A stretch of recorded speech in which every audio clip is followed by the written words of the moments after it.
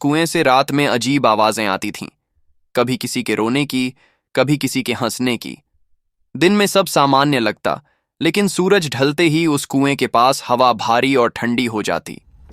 बुजुर्ग लोग चेतावनी देते थे कि रात में वहां मत जाना, क्योंकि जो भी गया वह कभी लौट कर नहीं आया।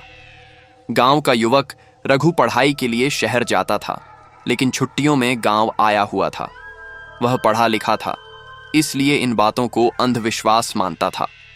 चौपाल पर जब बुजुर्ग लोग उस कुएं की बातें कर रहे थे, तो उसने हंसते हुए कहा, अरे ये सब झूठ है। अगर सच में वहां कुछ होता तो मैं कल रात खुद जाकर देख लूंगा।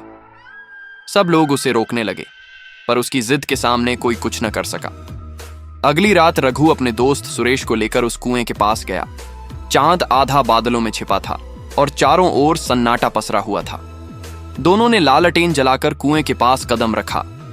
कुएं की ईंटों पर काई जमी हुई थी और नीचे से अंधेरा ऐसा उठ रहा था जैसे भीतर कोई गहरी खाई हो। सुरेश कांपते हुए बोला, चल वापस चलते हैं, अच्छा नहीं लग रहा। रघु ने हंसते हुए कहा, डरपोक मत बन, कुछ नहीं है यहां। उसने पत्थर उठाकर कुएं में फेंका। पत्थर के गिरने की आवाज बहुत देर तक आती रही, जैसे कुआं अंतहीन हो। अचानक पत्थर की टकराहट की जगह एक औरत की चीख गूंजी। दोनों सहम कर पीछे हटे। रघु बोला, शायद किसी ने मजाक किया हो। तभी कुएं से हल्की हल्की फुसफुसाहट आने लगी, मुझे बाहर निकालो, मुझे बाहर निकालो।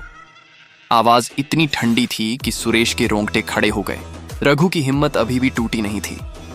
उसने लालटेन कुएं के भीतर झुकाकर नीचे देखने की कोशिश की। नीचे गहरी अंधेरी परछाइयां थीं और अचानक उसे लगा कि कोई चेहरा उसकी ओर देख रहा है। पीला, खोखली आंखों वाला चेहरा। वह घबराकर पीछे हटा और लालटेन गिर गई। अंधेरे में सिर्फ कुएं की आवाज गूंज रही थी। सुरेश ने भागने की कोशिश की, लेकिन उसके पैर जैसे जमीन से चिपक गए हों। रघु ने उसे खींचा। तभी कुएं से पानी नहीं, बल्कि काली चिपचिपी परछाई बाहर निकलने लगी। वह धीरे धीरे आकार लेकर एक औरत का रूप लेने लगी। बिखरे बाल, लंबा सफेद लिबास और चेहरे पर गहरे घाव। उसकी आंखें लाल अंगारों जैसी चमक रही थीं। वह औरत फुसफुसाई, तुमने मेरी नींद तोड़ी है, अब तुम भी यहीं रहोगे। उसकी आवाज में इतनी ठंडक थी कि दोनों की सांसें थम गईं। अचानक औरत का हाथ बढ़ा और सुरेश की गर्दन पकड़ लिया। सुरेश की आंखें पलट गईं और उसका शरीर ढीला पड़ गया। रघु ने चीखते हुए दोस्त को छुड़ाने की कोशिश की, लेकिन औरत ने उसे एक झटके से दूर फेंक दिया। रघु का सिर पत्थर से टकराया और खून बहने लगा। उसने घबराकर उठने की कोशिश की, तभी औरत उसके पास आ गई। उसके पैरों के नीचे जमीन पर काई नहीं, बल्कि गीली मिट्टी से जैसे खून रिस रहा था। रघु ने कांपते हुए कहा, तुम कौन हो? औरत की आवाज गूंजी, मैं इस कुएं की कैदी हूं। सालों पहले मेरे अपने पति ने मुझे मारकर इस कुएं में डाल दिया था। मेरी आत्मा यहीं सड़ती रही और अब जो भी यहां आता है उसकी जिंदगी मुझसे बंध जाती है। रघु समझ गया कि यह इंसान नहीं, भटकती आत्मा है। उसने भागने की कोशिश की, लेकिन उसके कदम भारी हो गए। कुएं से और भी हाथ निकलने लगे, काले सूखे हाथ जो उसकी टांगें पकड़ने लगे। वह चिल्लाया, लेकिन आवाज जैसे किसी ने निगल ली हो।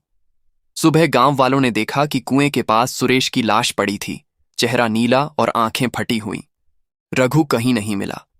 कुछ लोगों ने कसम खाकर कहा कि रात में उन्होंने कुएं से रघु की चीखें सुनी थीं।